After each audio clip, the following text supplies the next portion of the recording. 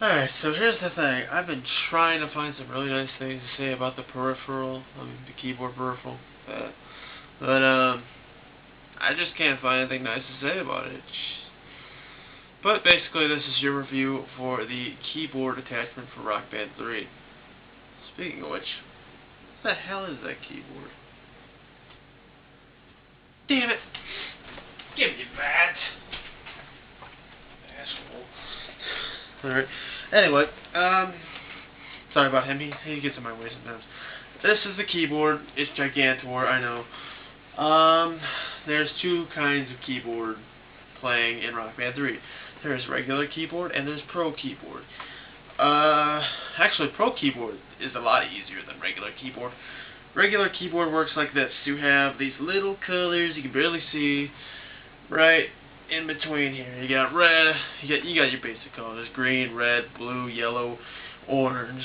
Now, you think with the easier difficulty, if you choose easy, you think you'd only have to press the green, red, and yellow keys, right?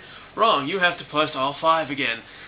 And really, I don't see any difference between easy, regular keys, and expert, easy keys. It's complicated. And the fact is, the timing window is a piece of crap.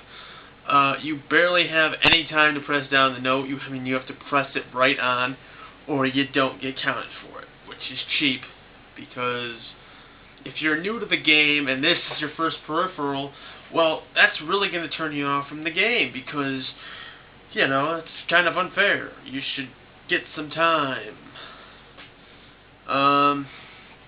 Pro keys, you actually use these colors up top here, and actually it's kind of easy, kind of hard, and you also use the black keys as well. I found it easier, but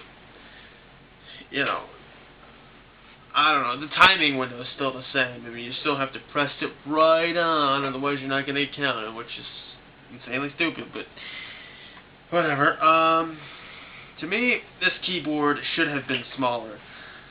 This thing is insanely big, and if you compare it with a guitar, the only part of the guitar that's big is the part where you got the strum. So, really, this thing is huge. I thought it would be like handheld, so you could just sit there like, no. And real keyboardists do not have to look at a TV screen when they play this thing. This is why this thing is so hard, because you have to concentrate on the TV screen, and it's really, really hard to focus on playing the keyboard at the same time. Real keyboardists actually look where they're putting their fingers. See, you can't do that here because you have to pay attention to your TV screen. So you're like, you're like fucking mentally challenged. So yeah, this thing could have been done a lot better, in my opinion. It could have been smaller.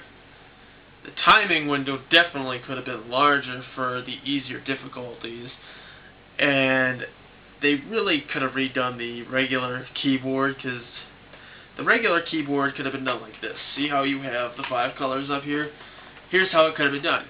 On easy difficulty, you could press any one of these keys for that color, or on medium difficulty, you have to only press a certain number of keys for each color, yada yada yada.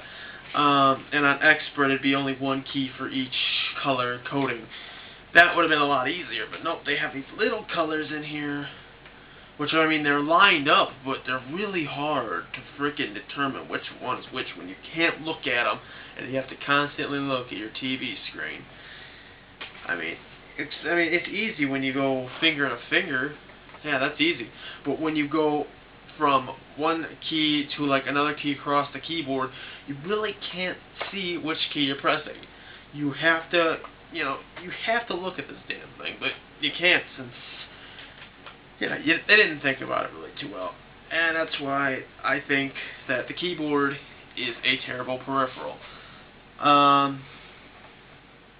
What else can I say about this thing? Let's bash it some more. They gave you a strap with it. I don't know why you need that. Whoever plays it like this is an idiot.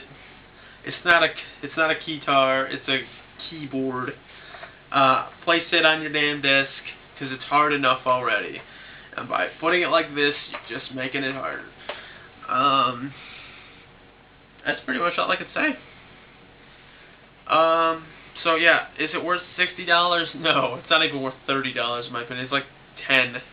Sure, it has fully functioning MIDI support, but you know they don't even include that cord with it. You have to buy that yourself, of course, because they're cheap. This peripheral is made by Mad Cats. If any of you know, it's the same people that made my cymbals for my Rock Band drums, which are also pieces of shit. So it doesn't surprise me that this thing doesn't stand out.